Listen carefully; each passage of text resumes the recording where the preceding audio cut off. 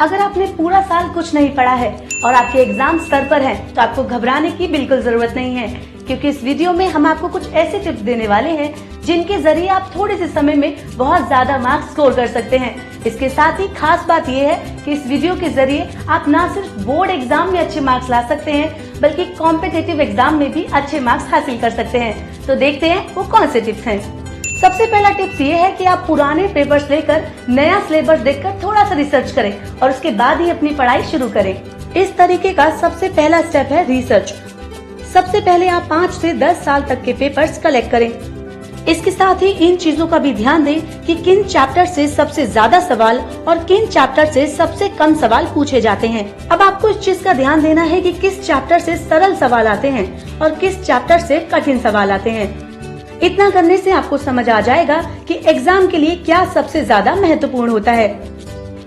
इसके बाद आप चैप्टर को तैयार करने की प्राथमिकता और एक टाइम टेबल बनाएं, जिससे आपको पढ़ने में ज्यादा आसानी होगी। हर एक चैप्टर को तैयार करने के लिए कुछ टाइम सेट करें। आसान चैप्टर को पहले तैयार करें और कठिन को बाद में।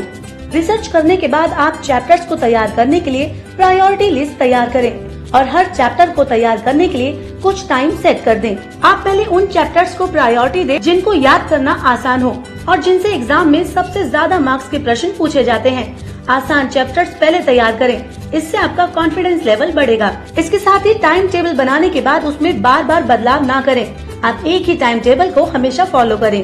इसके बाद आप चैप्टर को तैयार करने की प्राथमिकता और एक टाइम टेबल बनाएं, जिससे आपको पढ़ने में ज्यादा आसानी होगी। चलिए अब बढ़ते हैं अगले तरीके की तरफ। स्टूडेंट्स को हमेशा पॉइंट्स बना के पढ़ना चाहिए। इससे उन्हें याद करने में काफी मदद मिलती है। चैप्टर्स याद करने के दौरान बड़े आंसर्स को छोटे छोटे पॉइंट्स में तोड़कर याद करें। इससे आपको याद आसानी से हो जाएगा। इसके लिए आप बुलेट्स का इस्तेमाल भी कर सकते हैं या फिर स्पेशल सिंबल्स की मदद भी ले सकते हैं। आप चाहें तो माइंड मैप्स की भी मदद ले सकते हैं। चलिए अब बढ़ते हैं चौथे तरीके की तरफ। स्टूडेंट आमतौर पर अपना मोबाइल, लैपटॉप सब कुछ लेकर पढ़ने बैठ जाते हैं, लेकिन आपको ऐसा बिल्कुल नहीं करना चाहिए। आप जब भी पढ़ें, आपको जिस चीज की जरूरत हो, आपको सिर्फ वो ही अपने साथ लेकर बैठना चाहिए। जब समय कम हो और सिलेबस ज्यादा हो, तो आपके लिए एक एक मिनट बहुत कीमती होता है। इसलिए पढ़ाई करते समय आप लैपटॉप के इस्तेमाल से बचें।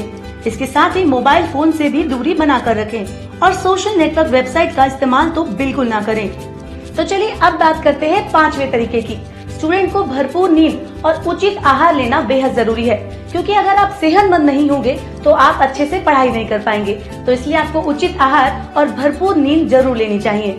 जब आप कम समय में ज्यादा पढ़ाई करते हैं तो अपने दिमाग पर ज्यादा दबाव डालते हैं, इसलिए आपको 7 से 8 घंटे की नींद जरूर लेनी चाहिए, जिससे आपकी एकाग्रता क्षमता पर कोई प्रभाव न पड़े।